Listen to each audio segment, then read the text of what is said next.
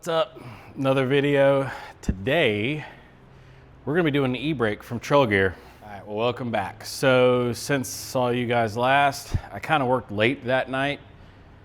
Quiet shop, music was going. I didn't video anything just because, you know, who knows? I think I worked till like 6 or 6:30 here just by myself. But this is what I made. Rear diff guard. So Toyotas have a third member that comes out, so the housing here is solid. You can't like put a new diff cover on like you can with a lot of vehicles. So Toyota World, if you back into a rock, the housing will hit the ring gear and then you have problems. So made a quick guard real quick, put some octagons on it. Shout out Grind Hard Plumbing, plus Jill loves octagons. Boom. So let me flip this thing around. So nice diff cover on it. It's only tacked in place right now. Access to the plug. Made a lower skid there. Boom, it's all 1/4 inch. Bent it up in the brake over there. So plenty of room. Gives it some gaps. It's nice and pretty. Also made the upper truss there. So showed you guys the half cut tube last time, I believe. If not, took a piece of 120 wall DOM 1 3/4, cut it in half on the plasma table, slap that on each side, give it a little more gusset. It's only tacked in place now, and then we just made a quick hoop that will come up and over. Again, it's only tacked in place, fully welded there, and we'll weld both sides on top of the axle there. The axle is out of a 2.5 gen Tacoma, which is an unlocked axle, which is the same rear end as a Toyota T100. So it's a big beefy axle. People load those trucks down and don't bend these axles, but why not gusset it up anyways? But why we're here now. So I've already started this a little bit.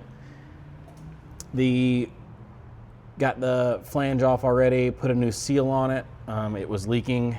I already cleaned all this up, but you can see it was slinging grease. So put a new seal in it.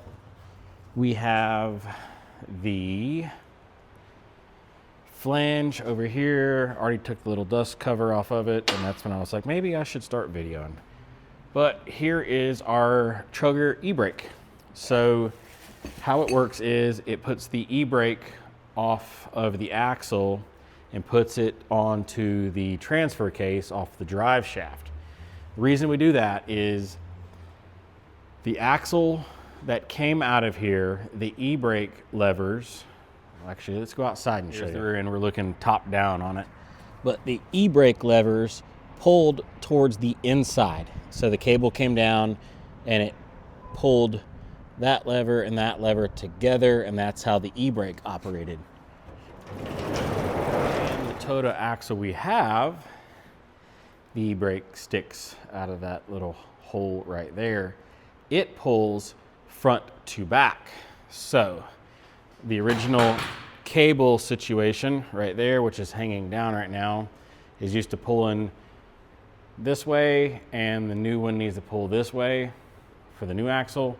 So that's, could make it work, but it'd be very complicated. Or you just buy a transfer case. E-brake is what we're doing today. So comes with everything you need in the kit. Didn't come with a seal, I bought a seal. Comes with a rotor, little mini caliper, all the brackets, all the springs, all the stuff. So let me look at the instructions on the computer, so I've never done one of these before, and figure it out, and then I'll be back. All right, so got it all figured out.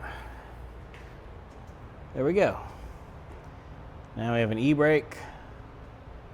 Again, I did have to space it out with additional washers off the transfer case because the caliper here was maxed out, and it's, let's see if I can get it to focus. There we go.